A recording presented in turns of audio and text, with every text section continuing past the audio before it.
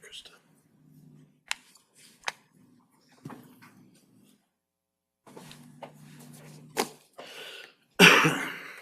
Is that started? Not yet. You're just in time. Is this me? You're still early.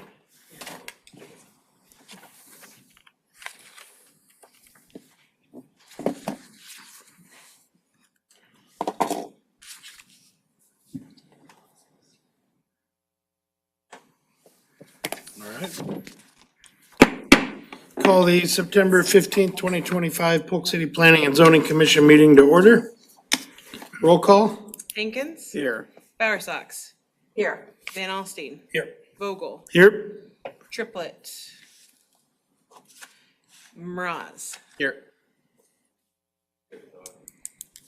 Oh, sorry, Doug. Olfest. Here. I did. All right. Item 3, approval of the agenda. Make a motion to approve as written. Second. All in favor? Aye. Item 4, approval of P and Z Commission meeting minutes for July 17th, 2025.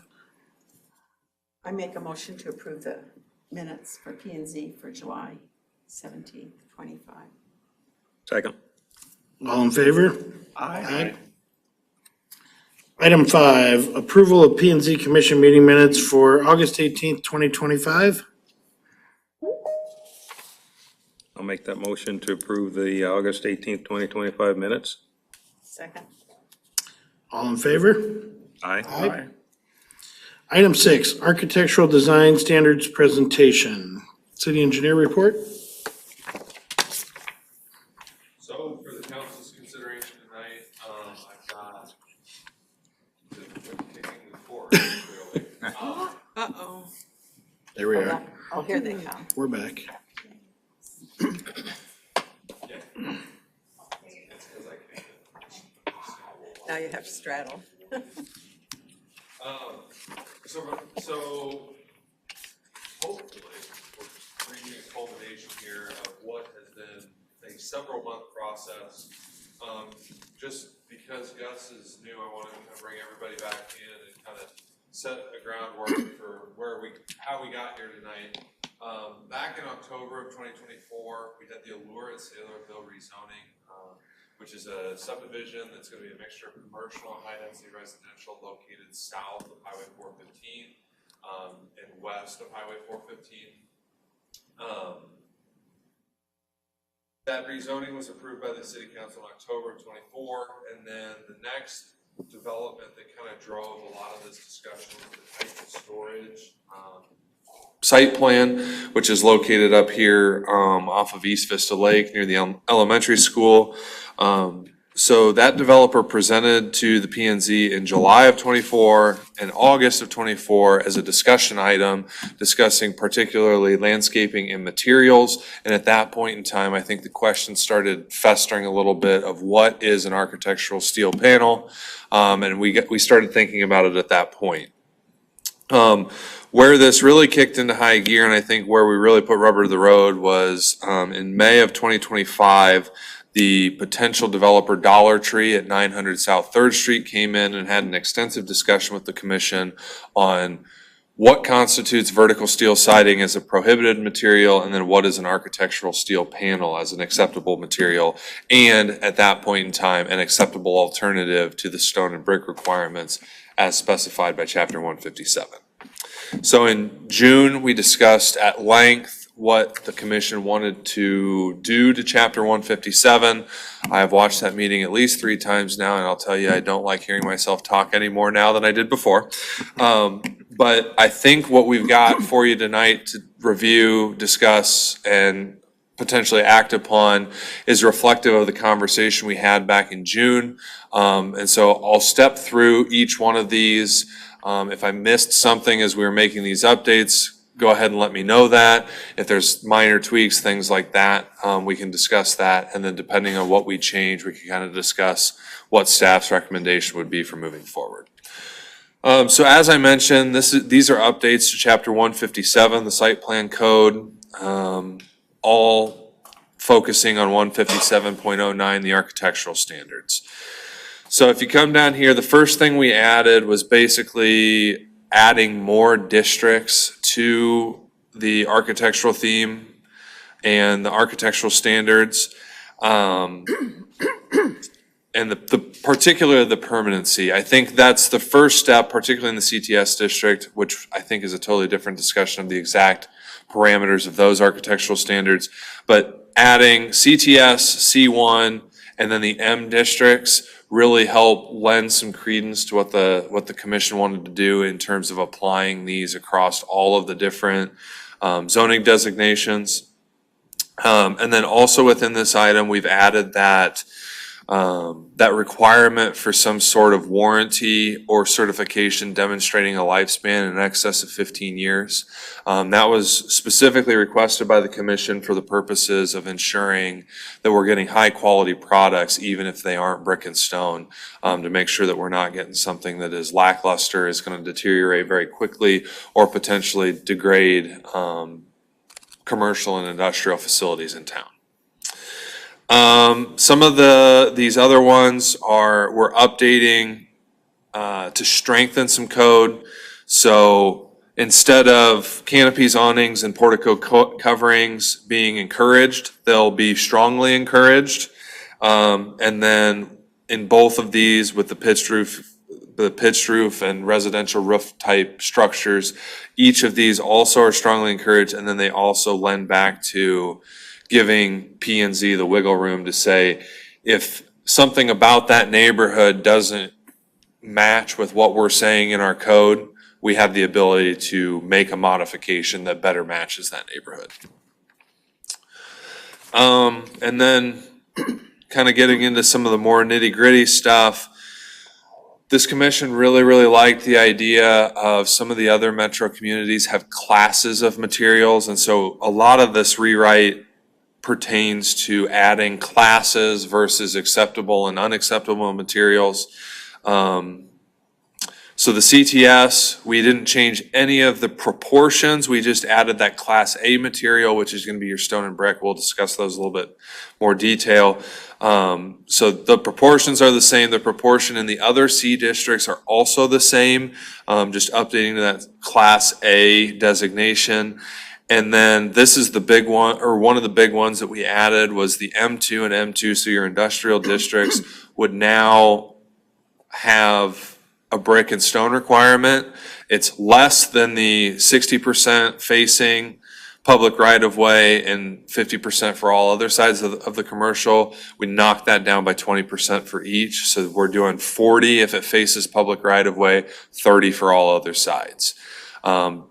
If you'll recall, as part of our prior conversation, basically where we landed is across the metro. It's really hard to compare commercial and industrial because the proportions vary so much, but essentially what we determined is a normal range is to have a commercial standard, and then your industrial standard is anywhere from 10 to 25% less than that.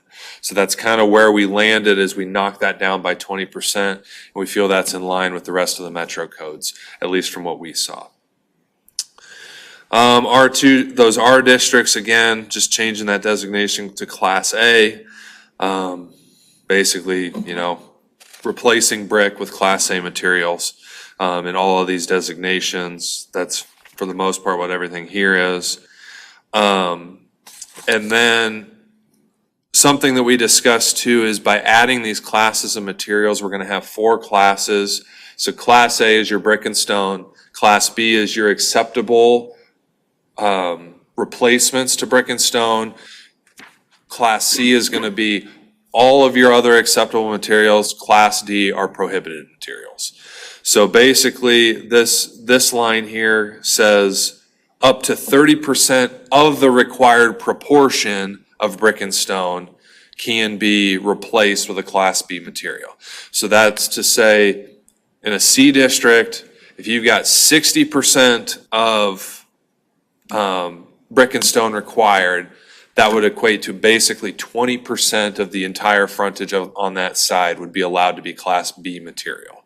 So allowing that flexibility that if there is an acceptable alternative that maybe saves the developer a little bit money, maybe it adds to the character of the neighborhood, things of that nature, that gives you that flexibility.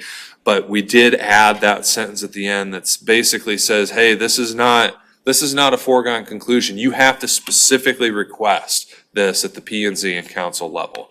So it's not something that, they submit something, nobody sees it.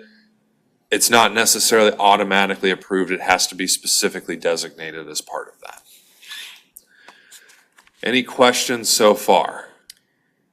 How do you see, like schools and civic buildings falling into this? So schools would be a non-residential use, and if it's in one of these districts, it's going to be governed that way. Okay. So that's how all of these are written, is basically, well, in the Rs, it's residential structures as well. But if it's in a C district or an M district, and there's that proportion, it would be a non-residential structure. The civic uses, I guess, would technically count, but Polk City has kind of made it a policy that upon acquisition and designation of a property as a development area for a civic use, we're moving that into that GF district. And would there be a reason to not include the GF district in this? So that we're held to our own standards that we're holding others to?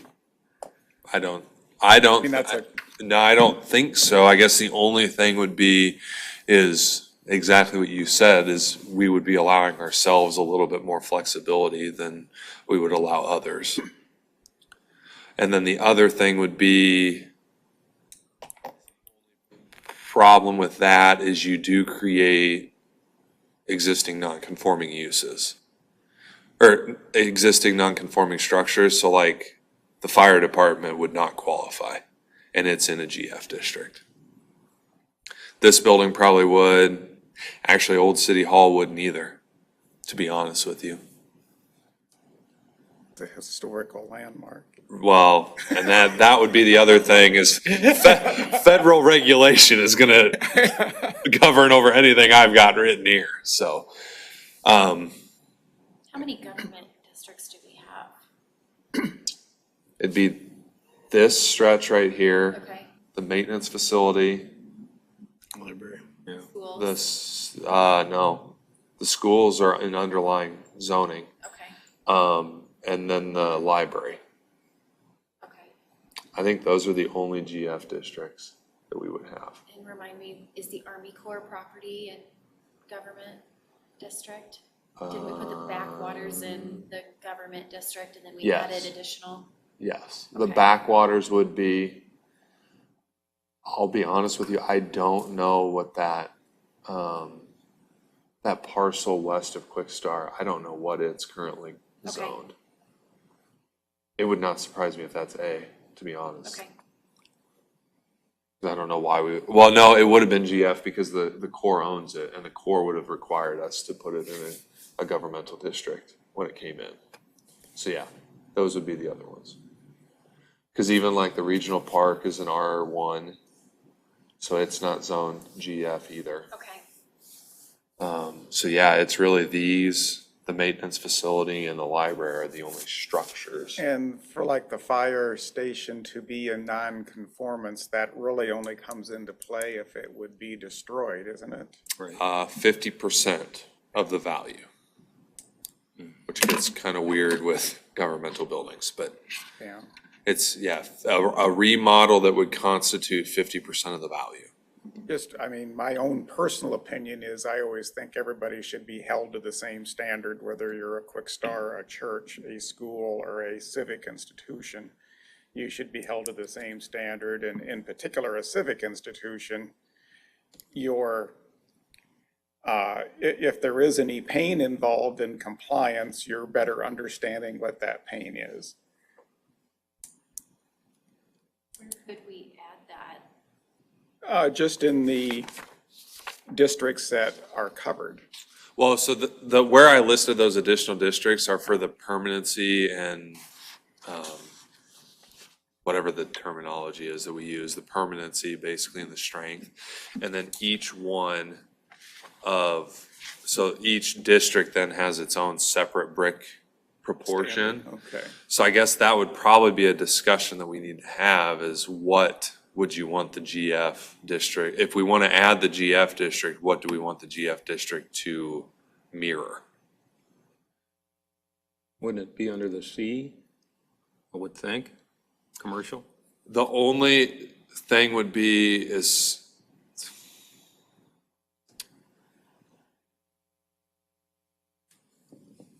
because I think like town, or like City Hall definitely makes sense as a C building. A police station definitely makes sense as a C building. A police station, or a fire station probably does, but like a maintenance facility probably doesn't. So it's, A non-public, public building. right. Sue. It's almost like, does it make more sense for us to write it in that the GF1 district shall meet the architectural standards nearest its use or something like that? Because I'm thinking like the maintenance facility, it's probably more applicable to apply it to like the industrial standard. Yeah. And then like a town or a city hall or a police station or a library would be more in the C district. Right. But the police and fire would be in the town square district. So I think you're onto something though, because That's true. you've got to have some leniency there based off of existing structures. Have to put police and fire in the town square district because of parking regulations. If you required them to follow C1, they wouldn't be parking.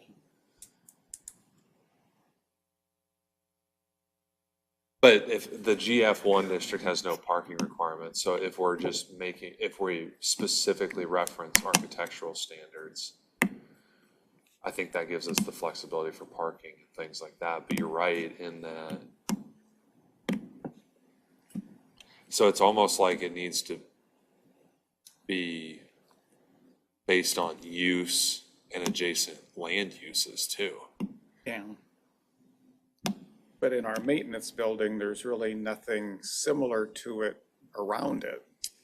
Right, It's kind of, large lot residential up. right. And so I think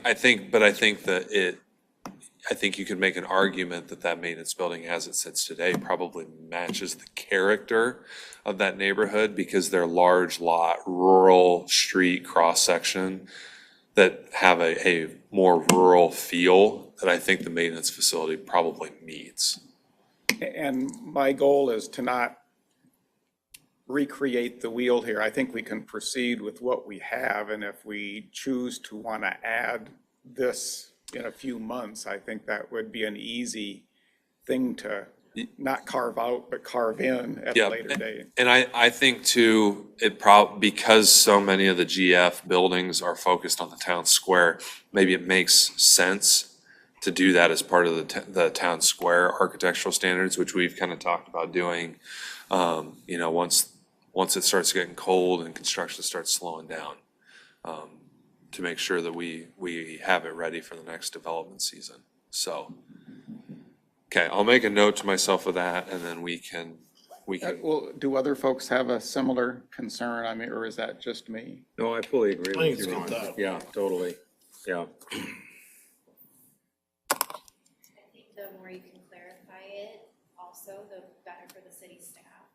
Yes. When you don't clarify it, it's when we have issues interpreting. Yeah. Okay. So anything else with what we've talked about so far? In the PUD district, is there a reason why we didn't change the brick wording to Class A material? Because I missed it. Okay. There you go.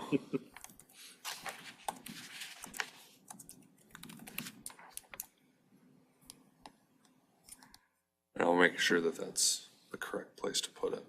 That's a good catch.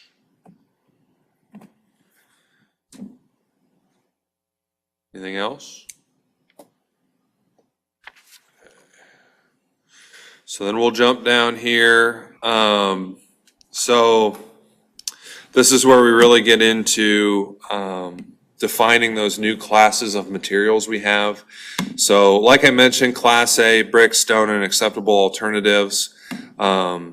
Basically, this more or less reads similarly to what your previous read, although it looks like it did not save correctly. Oh, okay.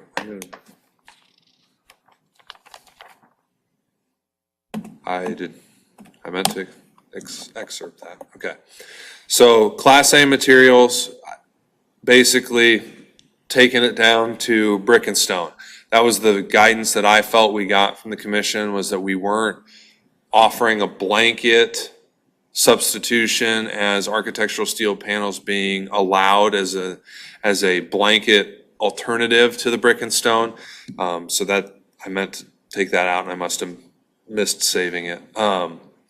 So you've got the brick, stone, architectural concrete or stone panels, textured concrete block, and then we've got that cop-out statement there at the end that other acceptable materials as deemed by planning and zoning. Can I ask a question on that? Yeah. Or two. Does architectural concrete cover architectural precast as well as like a poured architectural concrete with a sandblast finish as an example? I'm just wondering, do we need a separate line? I guess it's not explicit, but do we want to explicitly say that? Just kind of getting at some other texture other than, Well, architectural concrete, some developer is gonna say, was that precast or is that poured concrete? I just thought, I don't have a problem putting it in Class A material. I'm thinking of it in particular because our church has both. Uh-huh. And I thought about it right away, is like, would one be acceptable and one not? We would have to ask that question. I think if we just clarified it here, it'd be easier personally. I mean, I'm fine with both materials being acceptable Class A material. How does the rest of the commission feel about that? To me, it kind of depends on the scale of the building. The larger the building, the more acceptable to me it would be. And the church is a classic example of that. But if you're, doing, a convenience store as an example, I'm not sure that's a good fit there. I mean, Well, and cost will drive a lot of it too. I mean, these are high expense items. I know that was a question. The other question I had, well, we can think about that one, but textured concrete block, what exactly would that be? Is that scored? I mean, I'm not sure what that term defines. I think the intent would be for it to be a concrete cast that simulates stone or brick. So like what I'm thinking is like, they don't make landscape pavers out of brick anymore. Essentially, like you go to Menards, the only thing you can buy is the cast concrete. It's like stepping Pavers, stones. right. So I think my thought would be is that's what that's meant to do. And we could certainly beef that up that simulate brick or stone. I would like that beef Yeah. up phrase. Because someone will say, what about burnished block, as an example? Is that textured? We've gotten some good lessons recently about how people might interpret things. Yeah. It's part of this exercise, right? So then architectural concrete, do we want to add those additional, or do you just want to have the flexibility of saying what architectural concrete is at this point? I'm flexible. So what's your thoughts? I would add architectural precast because they're both going to be limited in their application only because of the cost of them, in my thinking. I don't think you'd see a small application of either one of those. And they both have a nice appearance if they do. I mean, you can do colored aggregate, you can do sandblast finishes on poured. There's a lot of varieties of things you could do with concrete or precast. I mean, you can cast precast with brick face on it. there's all types of things they can do with architectural precast. So, yeah. So is the commission as a whole okay with that modification, parentheses, precast or cast in place? Okay. So then everybody good on Class A material? Yep. Okay, Class B material right now is 1, and it is architectural steel panels with embossing or other texture to mimic or otherwise simulate the appearance of a Class A material, and it shall have enclosed or concealed fasteners. That was kind of the guidance that we got. You don't like the exposed fasteners, and then you don't like the smooth steel as an acceptable alternative to brick and stone. You have no heartburn about the smooth steel as an acceptable material, but it's more so that you don't want it as a replacement to your brick and stone. Correct. So that's kind of how we wrote it. Everybody feel comfortable with that? Yep. I do. Did we have a width that we were considering? A width of the panel to not have narrow panels as a replacement for brick and stone? It seems So- like we had that conversation. So I have that down here. I can pull that up as well. Okay. Does that make sense? It seems like the narrower the panel, the less it's going to look like a larger sheet of stone. Correct. And because I think part of it though is if you're mimicking that texture, it's gonna look less like a slab of stone, but it could have the stone embossing, or it could have like the brick embossing as well. Okay. And the idea would be is that because I think what we're looking for, right, is that you could mistake it for brick and stone. What if we beefed up the Class B to say, with concealed fasteners and no visible seams? Because then the idea would be is you can make it, if you want to stamp a little piece of metal with a brick and you put it on there, more power to you, but we don't want to be able to see that it's a bunch of little metal panels. We good with that? Yep. Okay. And again, this is one that as we continue to become aware of products, as we continue to work through some of the inevitable snags that this update will do, we can always add things to that Class B, but it sounded like that was the one thing that the commission was okay with at this point, replacing brick and stone. And again, remember that Class B materials are not a full replacement. It is up to 30% of the Class A material proportion. And that'll be the important thing too, is, 30% of 40% on industrial, or 30% on 60% of commercial, and that kind of stuff. And I think this building was an example that we kind of talked about. So this one, you actually wouldn't need to replace it because the proportion of brick is so lopsided that you can just use the steel that's on the side as an acceptable material, and you don't have to substitute it.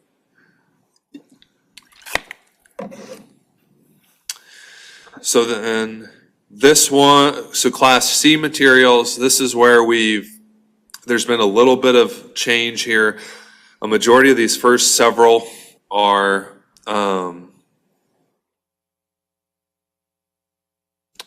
basically copy and paste out of the old acceptable materials. The architectural steel panels is where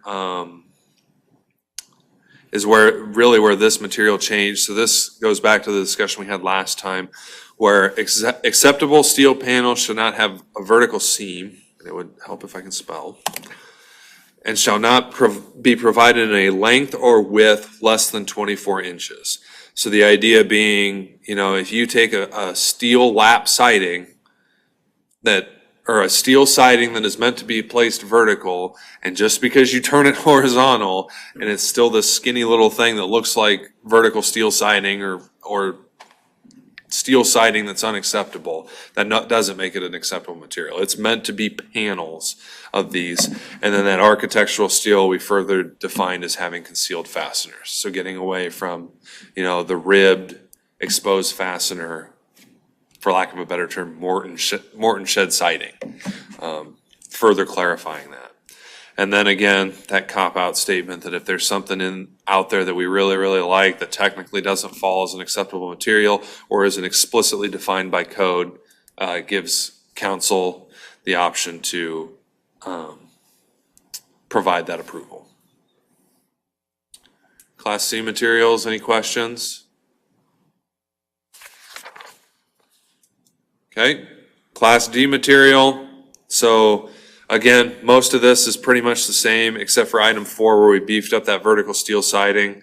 So no corrugation, no rib surfaces, no exposed fasteners, and the slat width can't be less than 24 inches. Just a quick comment on what you were talking about at the end of Class C. Yep, I think in other locations, you've talked about it being recommended to council by P and Z, there you go. and that spot doesn't have it that way.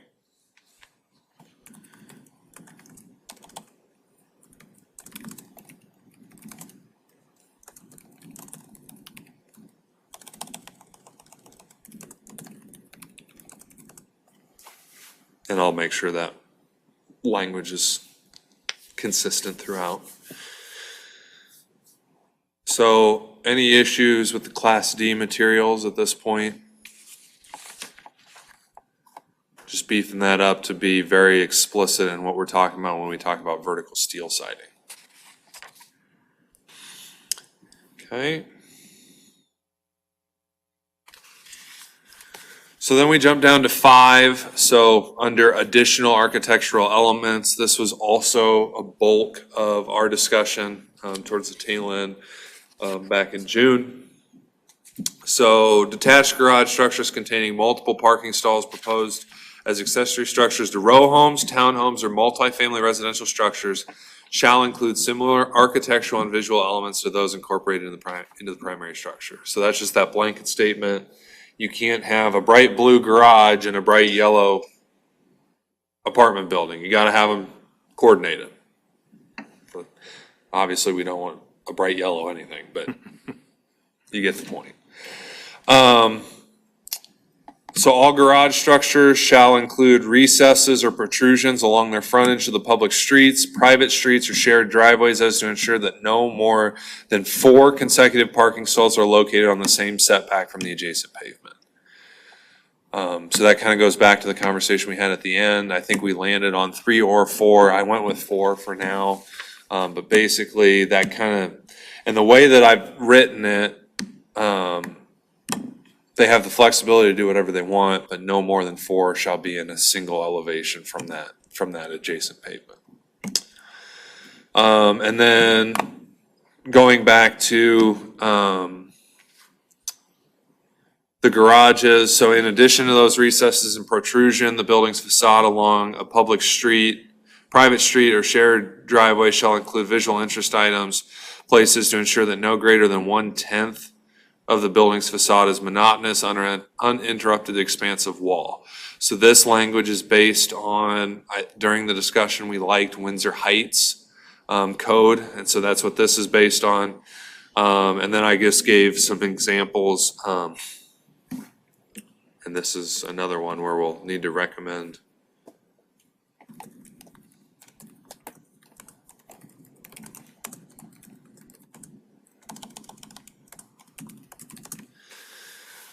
So recesses, projections, columns, openings, ornamentation, material variation, color variation, plantings, or other elements as specifically approved.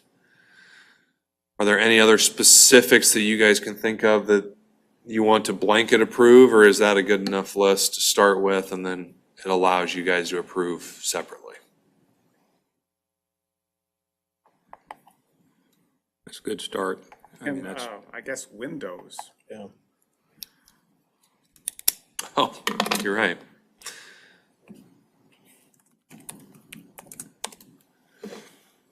Okay.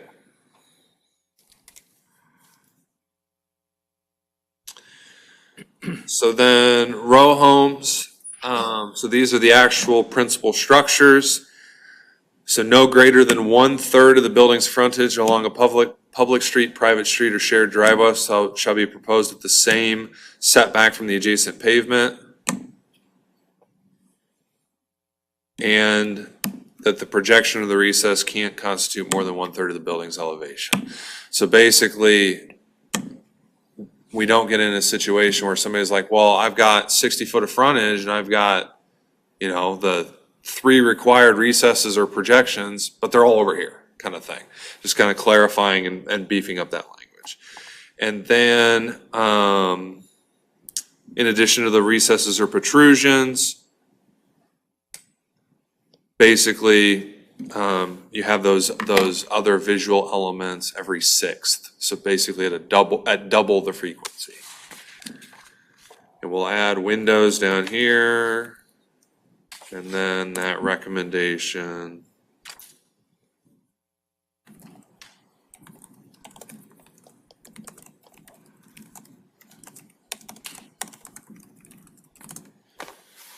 For planning and zoning. Are you okay with that? Yep. Okay, multifamily, I removed this line, the multifamily buildings with plain walls or boxy appearances are not encouraged. We talked about last time getting away from encouraged, desired, all those, that kind of language. And basically, I think what we're saying drives home that point better than that sentence does. So, I'm not, really committed to deleting that sentence if you want to keep it, but it kind of seemed redundant to me.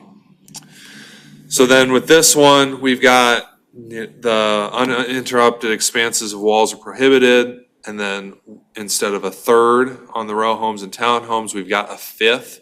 So no more than 20% will be at the same elevation from that adjacent pavement. And then we've doubled it to be 1/10. And so that's where that 1/10 that we talked about at the garage comes from, is basically it's mirroring the requirement of the principal structure in a multifamily residential facility. And then I need to update this to say windows.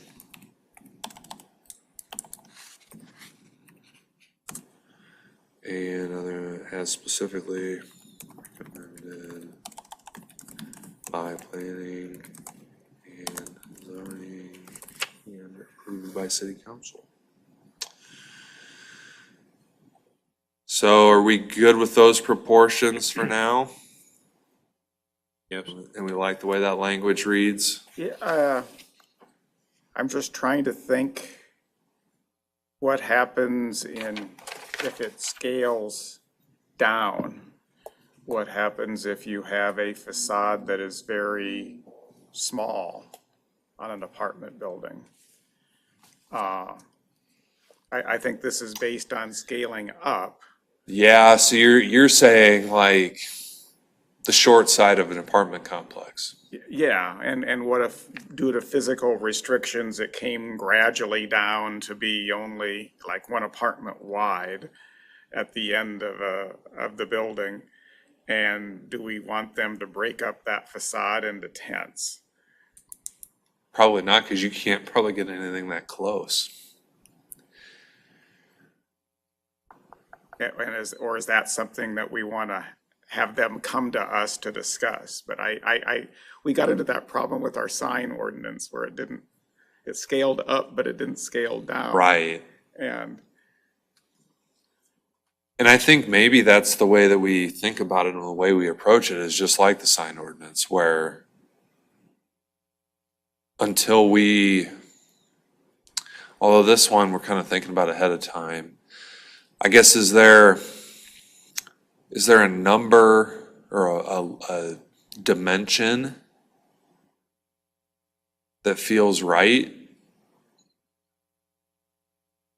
Like, is it, if a frontage is less than 40 feet, it shall meet the requirements of the row homes and townhomes?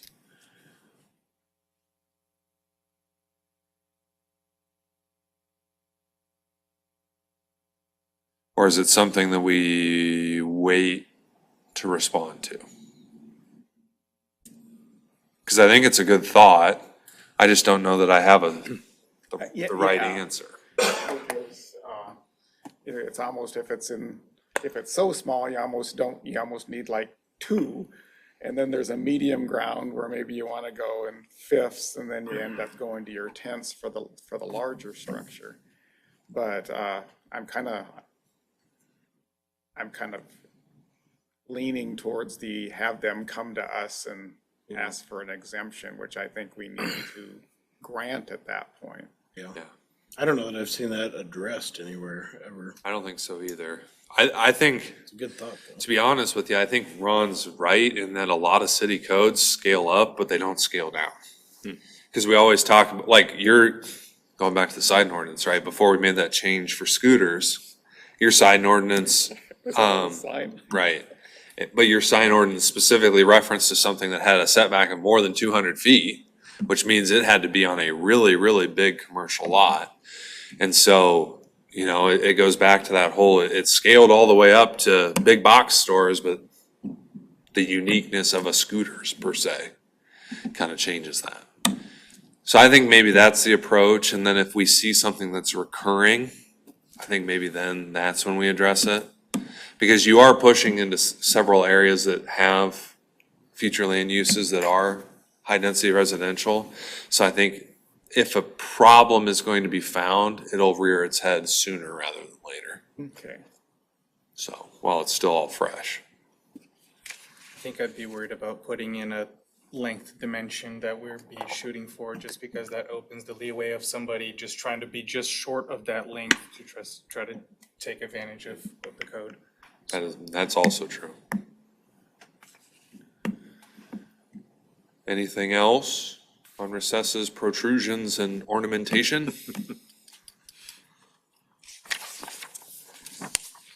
Okay, we didn't change anything about the roofing elements, the loading docks, HVAC systems, all that kind of stuff. But what we did talk about changing specifically was further defining what adequate treatment or screening of negative aspects were. So I think the code before did a really nice job of defining loading docks, loading areas, outside storage, garbage, dumpsters, HVAC systems as being negative effects, but then what is adequate treatment or screening? So we've updated that to say opaque screening at maturity, and then that the negative effects shall be screened as to be hidden by opaque screening at an eye height of 6 feet, and I meant to put from the adjacent public right-of-way or shared driveway. So basically, if I go out and stand on a sidewalk on the property line, can I see it? I guess that would be a little unfair. They'd have to go a little higher because I'm 6'3", but that's kind of that high level that we're talking about. And that's a minimum 6 feet? Yeah. Yeah. Maybe that's a good clarification. No less than. Right. Yeah, I think of that again, in particular from our church perspective, looking down on it, as the street goes quite a bit above street level or floor level. So I think we put an 8-foot fence in there, if I remember right. I think you're Just right. for that reason. Yep. Okay. That was it. A lot of work went into that, thank Yeah, you. thank you. Good job. We missed anything? At least right now. Again, Covered a lot. CTS is a totally different conversation, so we know that's coming. And then I've got written down that we need to do something with the GF districts. Anything else that jumps out right now? For that right of way, can we put and or shared driveway? Just because I'm Yes. trying to think of areas that have a shared driveway that might be a little bit higher or lower than the public right of way. Scooters would be a good example. Because that right of way would be on what would that be, the south edge of that driveway? But then that driveway continues up from there. or the driveway might even be lower than the right of way. Yeah. Okay. So I guess what we would ask you guys tonight is if you don't, we're not gonna add stuff to the GF. I think we've made the modifications as we've gone through this. If you guys are agreeable to those modifications, basically what we would ask the commission to do is recommend approval of the ordinance change as amended during the meeting. And then what we'll do from there is if we get a recommendation to approve, we'll update the ordinance and we'll take it to the city council from there.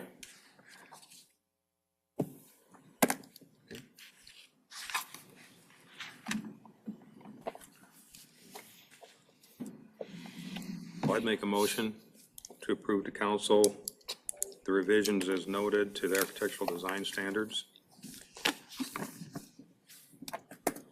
I'll second it. All right, roll call. Ross, Aye. Hankins, Yes. Bowersox, Yes. Alstain, Yes. Vogel, Yes. Olfest. Yes. Triplett. Yes. All right, thank you. Item 7, reports and particulars. City manager? Thank you. All right, staff? Commission, I have a question for Cody. You'd brought up last meeting about a concern on accessory structure and sizes. Did that get resolved? Did you want further comments? Like talking to Travis, maybe wait towards winter. Okay. Okay. It's just something to get in the mind. We want you to have the tools you need. I will, when I get some time, I'll start putting some effort into that. Okay. I'll bring something then. okay, I have a question too. On the senior housing on Parker and Washington, where are we at with that? We really don't have an update from the last one we gave you. They received an extended site plan. They came to you and requested essentially a new site plan approval. I've not received a new timeline from them. I don't have any new information. The last we talked with them, which is the last few months, they intend to proceed with the project, but that's all I've got. People are asking. Yeah. any other commission? Yeah, I have an announcement. I'm gonna be moving. I'm gonna be moving to Ankeny to a townhouse, closing the 23rd of October. So this will probably be my last meeting. So I've enjoyed all of you. I have learned something from each of you. I've learned a lot during this time. And it's always a pleasure. Everyone is so professional and I've learned so much. Thank you. Well, thank you for your time. Thank you. No more of those, I hope, but Right. any other comments, questions? All right. Item 8, do we have a motion to adjourn? So moved. Yep. Second. All right. We're adjourned. All right. Thank you. We're going